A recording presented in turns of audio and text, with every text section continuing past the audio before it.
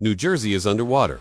In the early morning hours, a powerful storm system sweeps across the state. Without warning, streets vanish beneath walls of fast-moving floodwater. Cars float, buses stall, and entire neighborhoods are swallowed. Raging, rivers form where roads used to be. Downtown areas in cities like Newark and Hoboken flood within minutes. Emergency sirens echo through the night. People abandon their homes as water surges in through doors and windows. Major intersections turn into lakes. Residents flee on foot, dragging bags and children through knee-deep currents. Rain falls fast and hard. Storm drains overflow. Sewage backs up. Water climbs stairwells and fills basements. Streetlights flicker and go out. The worst-hit areas see over 5 inches of rainfall in just a few hours. Flash flood warnings light up every phone in the region. Roads are blocked. Entire towns become islands. This is not a seasonal flood. This is a flash flood emergency. Sudden, violent, and widespread. As conditions worsen, the state activates its emergency response.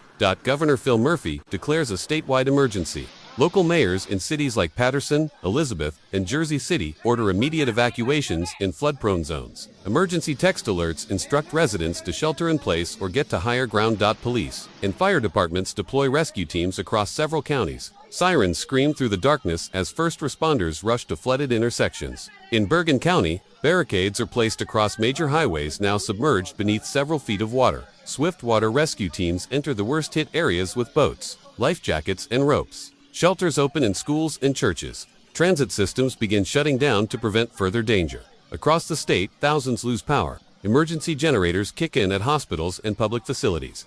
Calls pour in to 911 centers. Overwhelming. Phone lines. Rescue crews face hazardous conditions, including downed power lines, debris-filled water, and poor visibility. Yet they continue without pause, moving from house to house, block by block. This is not a drill. It is a real, unfolding disaster, and the entire state is on high alert. Northern New Jersey is ground zero in Newark. Water pours into downtown. Buildings, parking garages fill with water. Buses are stranded along Broad Street. The Passaic River creeps over its banks and into the ironbound neighborhood. Hoboken sees rapid flooding across its low-lying streets. Underground garages and subway entrances are completely submerged. The city's outdated drainage system is overwhelmed in minutes. People on the upper floors watch helplessly as water takes over the streets below. In Paterson, the Passaic River rises dangerously. River Street, close to the city center, disappears underwater. Homes near the river's edge are evacuated. Entire apartment complexes lose power. Police use loudspeakers to urge families to leave. Elizabeth experiences flash floods in multiple zones. The Elizabeth River breaks its banks and floods into South Broad Street, shutting down traffic and damaging local businesses. Schools in the area close, with no timetable for reopening. In Jersey City, rainfall, floods, tunnels, and subways. Routes to Manhattan are cut off. Thousands of commuters are left stranded without options. Emergency shelters open for those who can't get home. Further west, areas like Morristown and Parsippany also suffer flash floods. Backyards turn to ponds. Small creeks become deadly. Towns scramble to divert water and protect residents. Every region experiences chaos, some from rivers, others from relentless rainfall. The flood shows no mercy. This is no ordinary storm.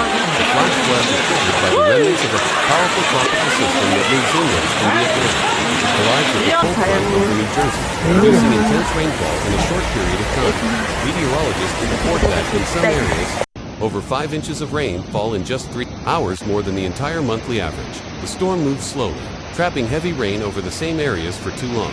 The Passaic and Hackensack rivers, already full from previous storms, cannot handle the new surge. Low-lying towns along these rivers become immediate danger zones. Urban development plays a role. Paved surfaces prevent water from soaking into the ground. With nowhere to go, the water flows into streets, subways, and homes. The National Weather Service issues a flash flood emergency.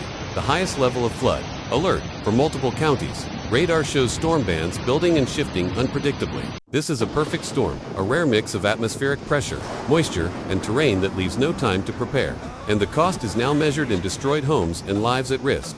As water levels rise, critical infrastructure begins to fail. NJ Transit suspends train and bus services across key lines. Rail yards flood. Electrical systems short out. Commuters are stranded at terminals, waiting for help that cannot reach them. Major roads like the Garden State Parkway, Route 1, and Route 46 are closed. On Interstate 80, vehicles are submerged up to their windshields. Some drivers climb onto their car roofs to wait for rescue. Newark Liberty International Airport delays or cancels dozens of flights. Portions of Terminal A flood. Travelers are directed to shelters in the terminal as crews pump out water. Traffic lights fail across dozens of intersections. Cell towers go dark. Power stations shut down as floodwaters reach dangerous levels. Over 60,000 residents are left without electricity overnight. Bridges across the Raritan River are declared unstable. Emergency responders warn that more structural failures may follow if rain continues. Hospitals switch to generator power. Water treatment plants struggle to function. Tap water advisories are issued in several towns. The physical systems that hold New Jersey together are crumbling under the weight of this flood. The damage is not just to homes, but to the backbone of daily life. The numbers are high, but the human cost is higher. Thousands are forced from their homes. Families shelter in school, gyms, huddled in blankets, unsure of what they'll return to. Many lose everything in a single night. Furniture, cars, photos, and memories. In Patterson, a family of 5 evacuates in the middle of the night, walking through waist-high water. In Elizabeth, a nursing home floods, and staff members push wheelchairs through corridors turned into rivers. A nurse in Jersey City arrives to her hospital, shift-soaked, having walked for miles after her car was swept away. In Clifton, a man carries his disabled brother out of a flooded basement on his back. Emergency responders work without sleep. Volunteers arrive with food, clothing, and dry shoes. Rescue workers pull people from submerged stairwells, darkened basements, and floating vehicles. Stories of bravery mix with grief. Some families are reunited, others are not. The flood strikes every class, every race, every age. It does not choose. It simply takes, and those left behind must pick up the pieces. Federal and state officials move into action. Governor Murphy requests federal disaster assistance. FEMA deploys advanced response teams to Bergen, Essex, and Union counties. Mobile command units arrive with high-water vehicles, satellite communications, and generators. The New Jersey National Guard activates troops to assist in rescues and transport. Soldiers move through high-flood areas, delivering food, water, and helping evacuate the vulnerable. President Biden is briefed and assures support. The Department of Homeland Security prepares resources to aid in recovery.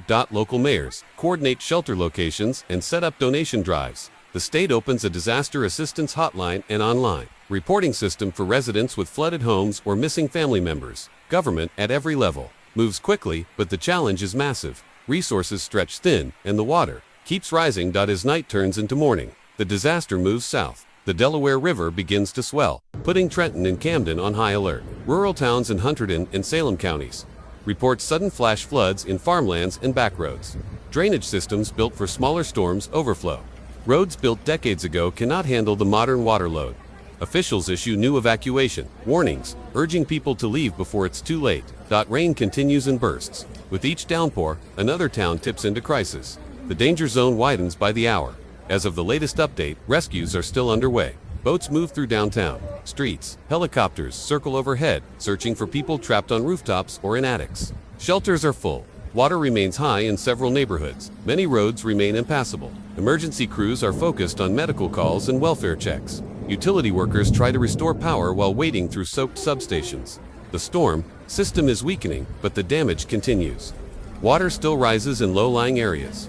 Flash flood warnings remain in effect for at least 12 counties. It's not over. Not yet. By late afternoon, the sky begins to clear. In some cities, the rain stops. Water levels drop. First responders access neighborhoods previously unreachable.